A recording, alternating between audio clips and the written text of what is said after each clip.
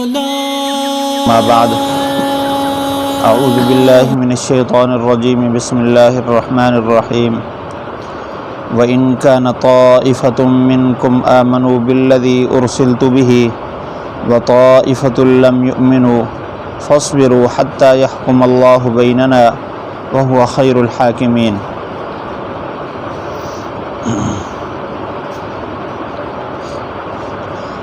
اگر تم میں سے ایک گروہ اس پر ایمان لایا جو پیغام دے کر مجھے بھیجا گیا اور ایک گروہ ایمان نہیں لایا تو صبر کرو یہاں تک کہ اللہ ہمارے درمیان فیصلہ فرما دے، وہ بہترین فیصلہ کرنے والا ہے۔ حضرت شعیب علیہ السلام کا تذکرہ پچھلی آیت میں چل رہا ہے۔ حضرت شعیب علیہ السلام کو مدین کی طرف نبی بنا کر بھیجا گیا، انہوں نے قوم کو دعوت دی۔ قوم کی جو بیماریاں تھیں اللہ تعالیٰ نے پچھلی آیات میں ان کا تذکرہ فرمایا۔ تاجر قوم تھی یہ، مدین بہت بڑی تجارتی منڈی ہے، یہاں کے یہ بڑے لوگ تھے، بڑے تاجر تھے۔ ایک تو ناپ تول میں کمی کرتے تھے، لوگوں کو ان کے حقوق کم کر کے دیتے، اور اللہ تعالیٰ کی طرف سے دین آنے کے باوجود زمین میں فساد پھیلاتے اور راستوں پر بیٹھ کر ڈاکے کرتے اور اللہ کے راستے سے ایمان والوں کو روکتے تھے اور دین میں ٹیڑھا پن تلاش کرتے، یعنی احکام کے اندر ٹیڑھا پن تلاش کرتے، یا جو ایمان والے تھے ان کے کردار میں ٹیڑھا پن تلاش کرتے۔ یہ ان کی بیماریاں تھیں۔ اللہ تعالیٰ نے ان پر احسانات کا تذکرہ فرمایا، اللہ کی طرف سے جو ان پر احسان تھا۔ وَاذْكُرُوا إِذْ كُنْتُمْ قَلِيلًا فَكَثَّرَكُمْ، یاد کرو تمہاری یہ قوم بالکل مختصر تھی، اللہ تعالیٰ نے تمہیں زیادہ کیا ہے۔ زیادہ کرنا افراد کے اعتبار سے بھی ہے، مال کے اعتبار سے بھی ہے، عزت کے اعتبار سے بھی ہے۔ اس لیے کہ جب افراد کم ہوں تو معاشرے میں کسی کم افراد قوم کی عزت نہیں ہوتی، جو زیادہ افراد والی پھیلی ہوئی قوم ہو اس کی زیادہ عزت ہوتی ہے۔ جس کے پاس مال کم ہو اس کی عزت کم ہوتی ہے معاشرے میں، مال زیادہ ہو تو لوگ مال کی عزت کی وجہ سے اس کی عزت کرتے ہیں۔ تو یہ بھی اللہ تعالیٰ کا احسان ہے کہ کسی قوم کے افراد زیادہ کر دے، مال زیادہ کر دے، عزت بڑھا دے۔ لیکن فرمایا وانظر کیف کان عاقبۃ المفسدین، اگر فساد ڈالتے رہے تو پہلے قوم عاد اور سمود کے ساتھ جو کچھ ہوا ہے اس سے عبرت پکڑ لیں، ایسا نہ ہو کہ تمہارے اوپر بھی کوئی عذاب آ جائے۔ اب اس کے بعد اللہ تعالیٰ نے اس آیت میں اس بات کا تذکرہ فرمایا جو شعیب علیہ السلام نے بطور فیصل کے امت میں پیش فرمائی۔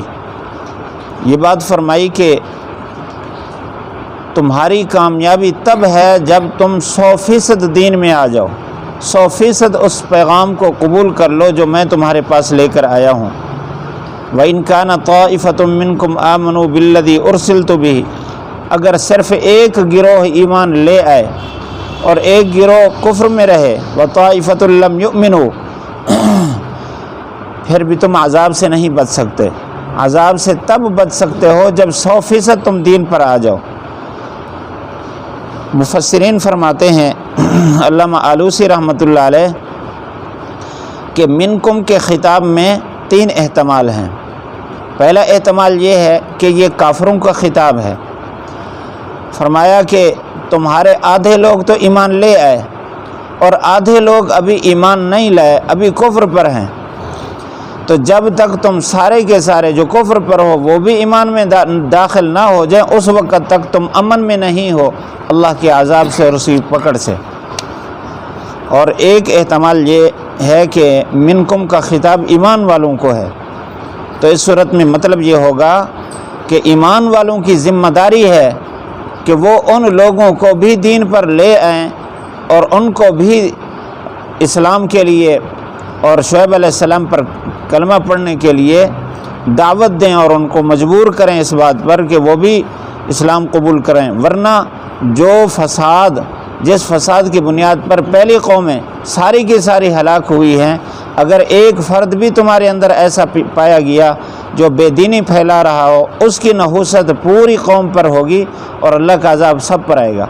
اگرچہ اس صورت میں نتیجے کے اعتبار سے اللہ تعالیٰ کے ہاں کامیابی اور ناکامی کے فیصلے ایمان پر ہوں گے، یعنی اگر ایک قوم میں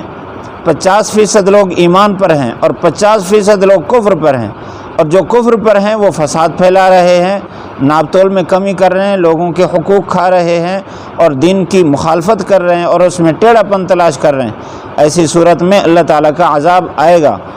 اور اللہ کا جب عذاب آئے گا اس میں ایمان والے بھی اور کافر بھی سارے کے سارے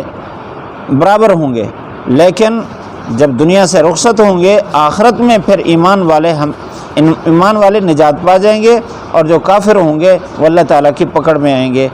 دنیا میں جب بھی عذاب آتا ہے تو اس میں ایمان والے بھی، نیک لوگ بھی اور کافر اور مفسد لوگ بھی سارے کے سارے برابر کے اس عذاب میں شریک ہوتے ہیں، لیکن آخرت کے اعتبار سے پھر فیصلہ ہوگا۔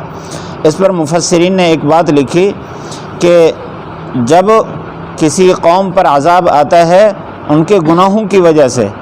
اس میں نیک لوگ بھی موجود ہوں، نمازی بھی موجود ہوں، تو ایسی صورت میں وہ عذاب ایمان والوں کے لیے بطور عذاب نہیں ہوتا بلکہ بطور موت کی علامت کے آتا ہے، یعنی ان کو اس عذاب سے تکلیف نہیں ہوتی، اور کفار تکلیف میں مبتلا ہو کر دنیا سے جاتے ہیں، اور آخرت میں پھر اللہ تعالیٰ واضح طور پر دونوں کے درمیان فیصلہ فرمائیں گے۔ ایمان والے اللہ تعالیٰ کی رحمت میں ہوں گے اور کافر لوگ اللہ تعالیٰ کے عذاب میں ہوں گے۔ اور ایک احتمال منکم کا کافروں اور ایمان والوں دونوں کو ہے، تو گویا یہ بتا دیا کہ اللہ تعالیٰ نے تم سب کو مہلت دے رکھی ہے۔ اب یہ جو دنیا دار لوگ ہیں یہ تجارت میں بھی ہیں اور بظاہر عزت میں بھی ہیں، اور جو ایمان والے ہیں وہ اس غلط تجارت کو چھوڑ چکے ہیں اور بظاہر کم ہونے کی وجہ سے لوگ ان کو ذلیل بھی سمجھتے ہیں، لیکن یہ وقت تھوڑا سا ہے، عن قریب اللہ تعالیٰ ایمان والوں کو عزت دے گا اور کافروں کو اللہ تعالیٰ ذلیل و خوار کرے گا، فیصلہ ہونے والا ہے۔ اس وجہ سے فصبروا، صبر کرو، یعنی رکے رہو، ابھی تمہارے ذلت اور عزت کے فیصلے نہیں ہیں، حتی یحکم اللہ بیننا، یہاں تک کہ اللہ ہمارے درمیان فیصلہ کر دے، وہو خیر الحاکمین، وہ بہترین فیصلہ کرنے والا ہے۔ یہاں تک حضرت شعیب علیہ السلام کی ابتدائی تقریر ہے جو انہوں نے اپنی قوم سے فرمائی۔ اب قوم نے کیا جواب دیا اس کا تذکرہ اگلی آیات میں آ رہا ہے، جو اگلے درس میں انشاءاللہ عرض کیا جائے گا۔ ہمارے لیے اس میں سبق ہے، وہ یہ ہے کہ اللہ تعالیٰ مال دولت کی بنیاد پر اور اسی طرح عیاشی کی بنیاد پر اللہ تعالیٰ پکڑتا ہے، اللہ تعالیٰ کی ناراضگی ہے اگر اس کو غلط طریقے پر لیا جائے تو، لیکن اللہ تعالیٰ مہلت دیتا ہے، ضرور اپنا پیغام بھیجتا ہے، کبھی اپنا رسول بھیج کر، کبھی رسول کا نیب بھیج کر، اور کبھی انسان پر حالات بھیج کر اس کے ذریعے سے انسان کو سمجھاتا ہے۔ اگر انسان باز نہ آئے تو آخر میں پھر اللہ تعالیٰ پکڑتا ہے۔ اللہ تعالیٰ ہم سب کو اس سے نصیحت حاصل کرنے کی اور صحیح راستے پر چلنے کی توفیق نصیب فرمائے۔ وَإِن كَانَ طَائِفَةٌ مِّنكُمْ آمَنُوا بِالَّذِي أُرْسِلْتُ بِهِ وَطَائِفَةٌ لَمْ يُؤْمِنُوا فَاصْبِرُوا حَتَّى